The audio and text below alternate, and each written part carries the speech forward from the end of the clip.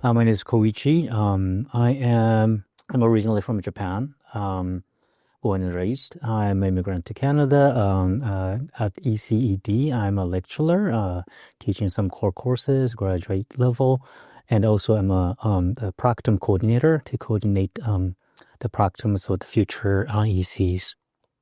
In terms of my scholarly focus, I would say educational sociolinguistics.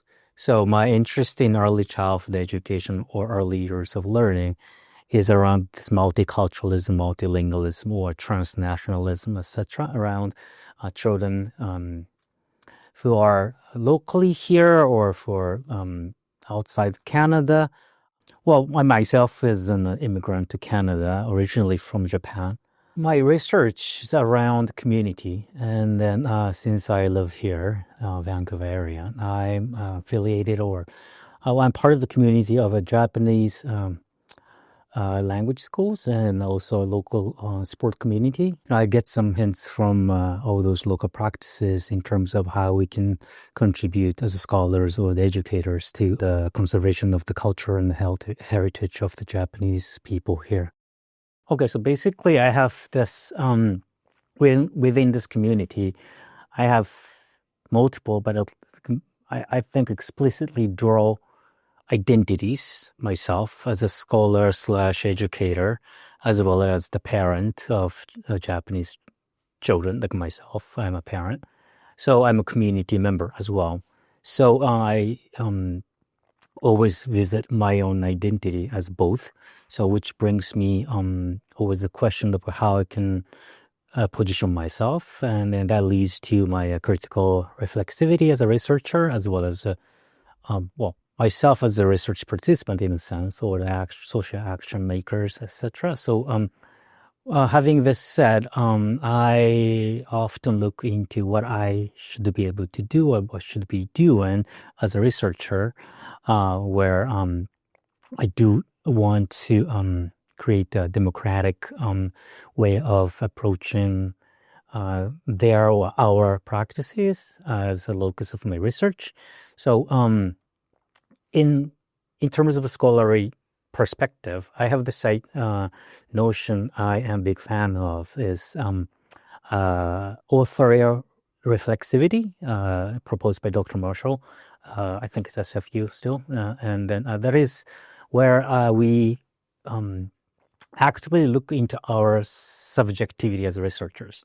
The idea as the qualitative researcher myself, I believe we cannot get rid of our subjectivity completely. So anything we say objective is subjective objective. So when this research methodology or what approach or stance came into my knowledge parameter, I started to always look into where my desire situates in the practice of my own research, which I also see as a locus for community engagement and then contribution to a local community. When I think about my commitment to the community in terms of research, I would always think about the theoretical framework or the analytical framework. And the one idea that I'm very much fond of is that the idea, the notion of plurilingualism, which is similar to multilingualism, but this is an idea that where we talk about multilingualism, multiculturalism, with attention to the personal, individual repertoire of knowledge and skills of languages and cultures.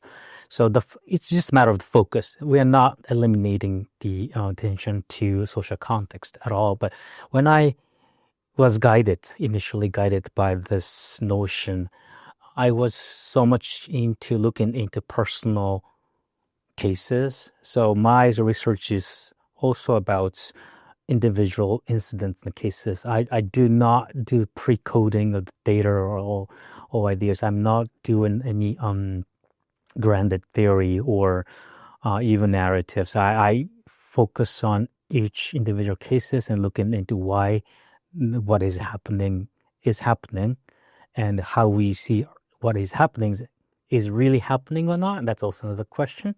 So when I met this notion of theoretical framework, actually that was guiding me as well, myself as well, as a researcher. And then meeting with this notion was a kind of the aha moment. So I take the question as personal. So in my research career, of course I have been collecting data, translating the data into my findings. But overall, research is not only about collecting data and then creating findings to share with the community. Why do I do that? Basically, I want to do something for the community. So, being this said, I think um, something that is emerging in my research journey is that this realization of concurrent happenings or concurrent um, emergence of this knowledge translation, knowledge generation, and then also this social action translation and the social action generation. Everything is happening concurrently in my practice. So through the research, in a traditional sense, think I'm contributing to the lives of others.